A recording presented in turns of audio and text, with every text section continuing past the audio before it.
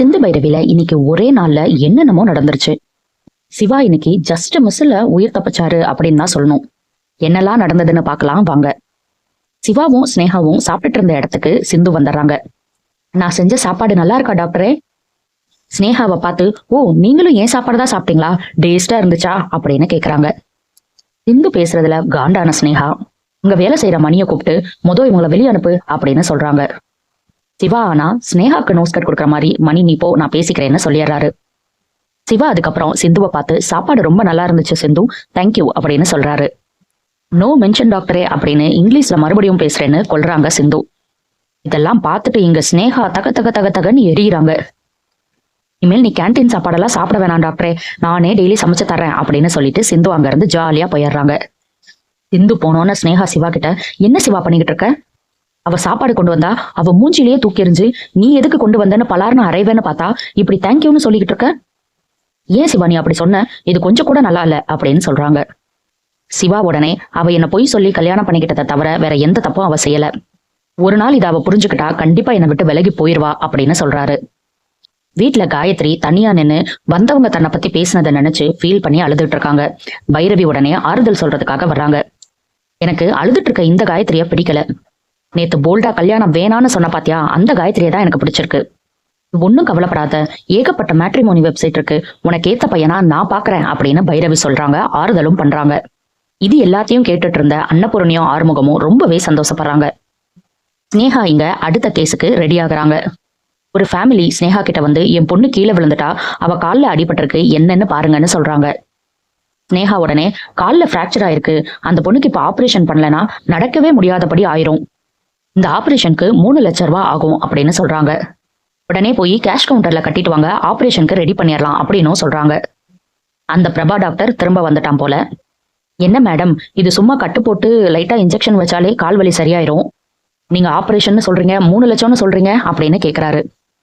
இப்படியெல்லாம் பண்ணாதானே நம்ம சம்பாதிக்க முடியும், இந்த மாதிரி கேஸ் எல்லாம் என்கிட்டயே கூட்டிட்டு வா, நம்ம 2 பேரும் ஷேர் பண்ணிக்கலாம் அப்படின்னு 2 பேரும் ஒரு டீல் போடுறாங்க. அந்த குழந்தையோட அம்மா அப்பா வந்து, பணத்தை கட்டிட்டோம், ஆபரேஷன் பண்ணுங்க, என் பொண்ணு எந்திரிச்சு நடக்கணும்னு சொல்றாங்க. வீட்டுல பைரவி குளிச்சுட்டு இருக்கும்போது ஸ்வீட் பாக்ஸை கொண்டு வந்து ரூம்ல வச்சுட்டு போறாரு ஆறுமுகம். யாரு ஸ்வீட் பாக்ஸை வச்சிருப்பா அப்படின்னு பைரவி எடுத்து பார்த்துட்டு இருக்கும்போது ஆறுமுகம் வந்துடுறாரு. ஸ்வீட் பாக்ஸ் உனக்கு தான், சாப்பிடுன்னு ஆறுமுகம் சொல்ல அதை மறுக்கிறாங்க பைரவி. நான் வாங்கிட்டு வந்தனால தானே நீ சாப்பிட மாட்டேங்கிற, இது ஒண்ணு நான் வாங்கிட்டு வந்தது கிடையாது, உங்க அப்பா தான் உனக்காக இந்த ஸ்வீட் எல்லாம் கொடுத்து அனுப்புனாரு, இப்போ சாப்பிடு அப்படின்னு சொல்றாரு. தானே பார்த்தேன், எங்க அப்பாவுக்கு தான் எனக்கு என்ன பிடிக்கும் பிடிக்காதுன்னு நல்லா தெரியும், உன்னை எனக்கு பிடிக்காது, அவர் உன்னை கல்யாணம் பண்ணி வச்சுட்டாரு அப்படின்னு சொல்றாங்க. என்ன பிடிக்கும் பிடிக்காதுன்னு தெரிஞ்ச உங்க அப்பாக்கு உன் வாழ்க்கையை எப்படி அமைச்சு கொடுக்கணும்னு தெரியாமையா போயிருக்கும், அவர் செலக்ட் பண்ண இந்த வாழ்க்கை எப்பயுமே தப்பாகாது பைரவி அப்படின்னு ஆறுமுகம் சொல்றாரு. உட்காந்து பைரவி ஸ்வீட் சாப்பிட ஆரம்பிச்சிடறாங்க. எனக்கு கொஞ்சம் தரமாட்டியா அப்படின்னு கேக்குறாரு. இந்தான்னு சொல்லிட்டு பாக்ஸை கொடுக்குறாங்க. பைரவி கடிச்சு வச்சிருந்த ஜிலேபி எடுத்து இவரும் சாப்பிட்றாரு.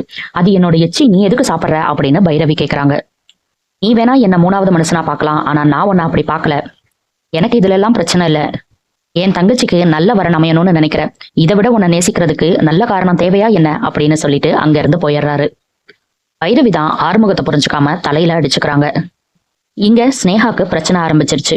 அந்த பிரபா டாக்டர் ஓடி வந்து ஸ்னேகா கிட்ட ஒண்ணு சொல்றாரு. மேடம் மேடம், நீங்க ஆபரேஷன் பண்ண அந்த குழந்தைக்கு காலெல்லாம் வீங்கிருச்சு, காலெல்லாம் கருப்பாயிருச்சு, நம்ம காலை எடுத்துதான் ஆகணும் போல அப்படின்னு சொல்றாரு.